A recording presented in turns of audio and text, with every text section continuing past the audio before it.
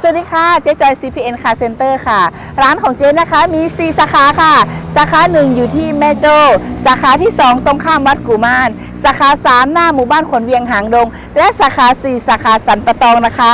ระวังหน่อยนะคะตอนนี้มีบุคคลที่แอบอ้างว่าเป็นร้านเดียวกันกับเจ๊หรือเป็นร้านที่เครือกับเจ๊ไม่มีนะคะของเจ๊มีแค่4สาขาที่เจ๊บอกไปตอนนี้นะคะสังเกตง่ายๆนะคะจากป้ายนะคะร้านเจ๊ทุกสาขานะคะจะมีป้ายหน้าร้านซึ่งเป็นรูปเจ๊จอยอยู่นะคะใครกังวลว่ากลัวไปผิดร้านนะคะและก็กลัวพลาดโปรโมชั่นนะคะให้โทรมาตามเบอร์นี้เลยค่ะ